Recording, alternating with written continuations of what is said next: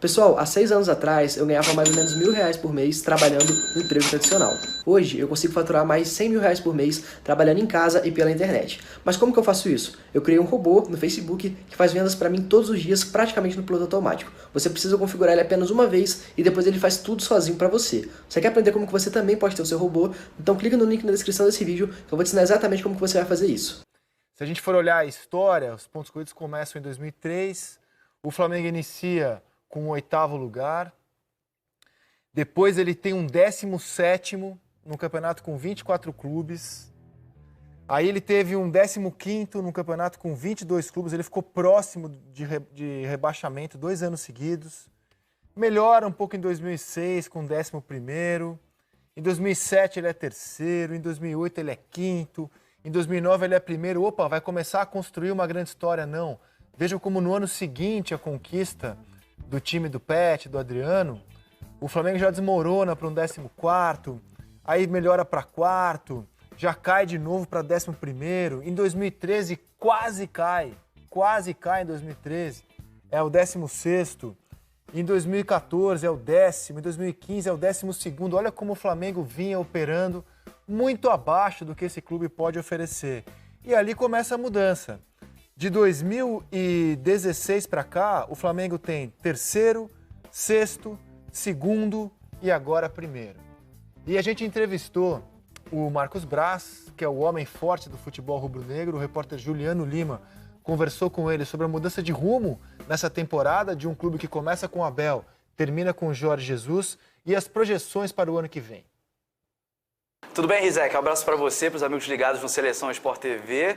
Dezembro de 81 virou música, é quase um hino do Flamengo, dos torcedores do Flamengo. E dezembro vem aí, chegou dezembro, um mês tão importante para o clube, para o futebol do Flamengo, que vai disputar o Mundial de Clubes. Queria saber do Marcos Braz, vice de futebol do Flamengo, essa expectativa toda. Dezembro chegou e o Mundial de Clubes está chegando. Primeiro, a expectativa é a melhor possível, mas diferente de um mês atrás, que se tinha as expectativas do Campeonato Brasileiro e se tinha a expectativa da Libertadores, a gente estava ainda pressionado pelos resultados. Eu acho que agora a gente vai de uma maneira diferente, não com menos apetite, mas um pouco diferente. A gente já é o campeão da Libertadores, a gente é o campeão estadual, a gente é o campeão brasileiro. E agora vamos se preparar para essa última etapa do ano. O que eu posso falar é que a gente, antes da final, a gente ainda tem uma semifinal duríssima. Sem querer valorizar, eu acho que vai ser uma das semifinais mais duras aí dos últimos anos. E aí sim ter uma tão sonhada final. Como é que foi essa chegada do Jorge Jesus? Assim, como é que vocês pensaram? Jorge Jesus é o nome ideal para o Flamengo. Essa leitura feita pela diretoria para encontrar o perfil ideal. Os grandes times do Jorge, ele sempre jogou como os grandes times do Flamengo. Como a torcida do Flamengo, vou falar assim que é melhor, como a torcida do Flamengo sempre gostou. Jogava para frente, jogava em busca do gol, em busca das vitórias. Talvez dando mais preferência a isso do que em preocupação no caso de tomar um gol ou numa derrota. Não é costumeiro você chegar e trazer um técnico e um staff tão completo que a gente trouxemos quase 8 profissionais para integrar os profissionais do Flamengo. Então, eu acho que foi isso. A gente entendeu que tinha que trazer um técnico que, historicamente, botou suas equipes para jogar da mesma maneira histórica que o Flamengo e a torcida do Flamengo sempre gostou de jogar, de cair para frente e ir atrás das vitórias. O que levou, na verdade, a escolha na época do Abel para o nome ideal a ser técnico do Flamengo e o que fez mudar todo o planejamento e falar, não está dando certo, enfim, essa avaliação que você pode fazer em cima do trabalho da chegada do Abel e depois quando o Abel saiu do Flamengo? Quem pediu para sair foi o Abel, esse é o primeiro ponto.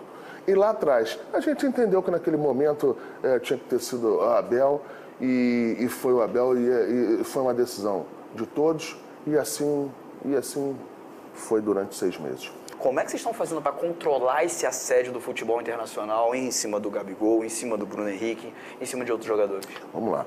Primeiro a gente tem algumas situações aí diferentes. O Gabigol, o contrato dele acaba no dia 31 de dezembro de 2019. A gente vai tentar renovar, vamos tentar fazer com que ele continue aqui, que foi um jogador que deu certo no Flamengo. Os outros jogadores, a gente tem, teoricamente, um controle um pouco maior, porque são jogadores que têm contrato com o Flamengo. E como são as multas rescisórias são altas, nos possibilita de sentar na mesa para essas discussões. Eu acho que quem tem a proposta ainda não está apresentando e é bom que faça isso mesmo, deixe isso um pouco mais para frente, porque agora, a partir de segunda-feira que vem, depois que acabar o Campeonato Brasileiro, a nossa cabeça é mundial. Quando o Gabriel Barbosa falou sobre essa possibilidade de renovar ou não com o Flamengo, enfim, sobre o contrato dele com o clube, ele disse que não tem pressa, que o Flamengo também não tem pressa, ele também não tem pressa. Quando eu dei entrevista, quando eu externei isto, era dessa posição. A gente entendeu, o Gabriel entendeu, que deveríamos postergar isso aí, a gente agora vai fazer isso também de maneira tranquila e após o Mundial. O Gabriel entendia que tinha que fazer isso após a Libertadores. A gente deixou passar a Libertadores, começamos a conversar e agora o nosso entendimento é que isso aí tem que ser feito após o Mundial. É muito importante dizer o seguinte, o projeto do Gabriel deu certo. Deu certo para o Flamengo e deu certo para ele. Deu certo para quem contratou no Flamengo e deu certo para quem toma conta da carreira do Flamengo, do Gabriel. Se tiver que ele continuar aqui, vai ser de bom agrado e vai ser para uma continuação de um projeto que já deu certo. Eu acho que isso é um grau facilitador. Quando o Gabriel chegou aqui, chegou com alguns questionamentos. Independente do Gabigol, renovando ou não renovando, o Flamengo vai em busca de um atacante? O Flamengo ter um atacante, possibilitar a compra do atacante, é um pedido antigo do Jorge, o avançado, que ele sempre pediu. Se o Flamengo tiver condições e tiver uma boa oportunidade no mercado em que a gente possa contratar, o Flamengo vai analisar. O Diego seria um nome interessante para o perfil que o Jesus pede para esse atacante? O perfil em que o Jorge pediu lá atrás é o perfil dele. Não necessariamente pode ser ele. Ele pediu um 9, um avançado, aquele que é um 9 clássico. Só que eu vejo o Diego Costa muito longe do Flamengo. Você vê muito longe mesmo? Vejo. Muito longe. Como é que está a situação do Jorge Jesus em relação a ele ficar no Flamengo? O contrato dele vai até o meio do ano que vem, mas existe essa possibilidade realmente de estender esse contrato? Como é que está tudo isso em relação ao Jorge Jesus? Guardadas as devidas proporções, fica em mesma situação a do Gabriel, do Gabigol. É um projeto que deu certo. O Jorge Jesus deu certo no Flamengo. Então, se o Flamengo foi buscar o Jorge Jesus quando era uma incógnita, nada mais do que natural se esforce um pouco mais para que se mantenha uma pessoa que deu certo. Não só ele, até para ser justo, o staff dele deu certo também. Eu acho que a gente, dentro do bom tempo, dentro de uma hora razoável, a gente vai tratar desse assunto e a gente vai decidir isso aí. Você acha que o adversário do Flamengo seria um grande clube europeu para tirar o Jorge Jesus e um time médio, de médio porte?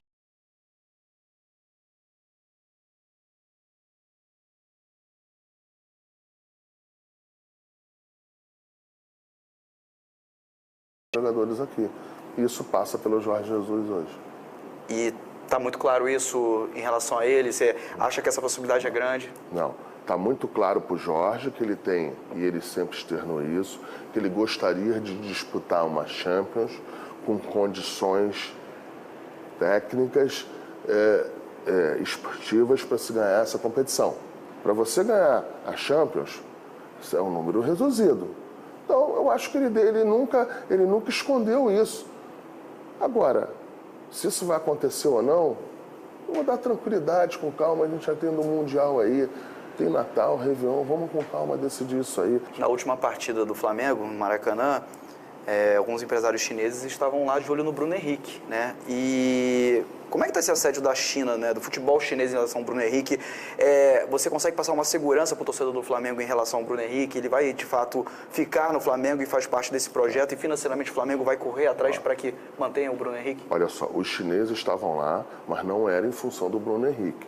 respeito a tua fonte, a tua pergunta, mas os chineses estavam lá para conhecer o Maracanã e estavam lá para ver a estrutura do Flamengo. Para fechar, uma mensagem para o torcedor do Flamengo que tem essa expectativa, essa contagem regressiva para o Mundial de Clubes e, é claro, para a temporada do ano que vem, né, os planos do Flamengo para o ano que vem, para 2020, expectativa de mais títulos. Não, eu vou para a expectativa agora do Mundial, é o que eu falei. O Flamengo vai para uma semifinal treinado, mais treinado do que nunca e mais tranquilo do que nunca. Passando a semifinal, se o Liverpool passar do outro lado, a gente vai fazer um grande jogo. E aí a nossa expectativa é sempre de você ganhar os jogos e com o Liverpool não pode ser diferente. Em relação ao ano que vem, o que eu posso falar para a torcida é exatamente isso, que vai ter que ser feito o mesmo trabalho, o mesmo esforço, para que os resultados venham de novo, venham com uma sequência aí que não seja tão espaçosa. Pelo tamanho do Flamengo e pela grandeza do Flamengo, a gente tem que começar a diminuir esses espaços aí em relação a essas grandes conquistas. O Flamengo ficou 38 anos sem ganhar a Libertadores. Eu acho que poderia também diminuir isso aí. Ficou 36 sem chegar numa semifinal, que não necessariamente você precisa ganhar a competição. Às vezes acontece um percalço no meio do caminho. Eu acho que a gente tem que diminuir esse tempo aí. Caê, com você embarcando para o Mundial vão também essas dúvidas sobre Gabriel e Jorge Jesus. E aparentemente... Pessoal, olha que legal. Primeira semana do mês de novembro e eu já faturei mais de 35 mil reais. Mês passado, em outubro, eu fiz mais de 100 mil reais. E tudo isso com vendas automáticas e online. Se você quer saber como que eu faço isso, clica no link na descrição desse vídeo que eu vou te contar o meu segredo.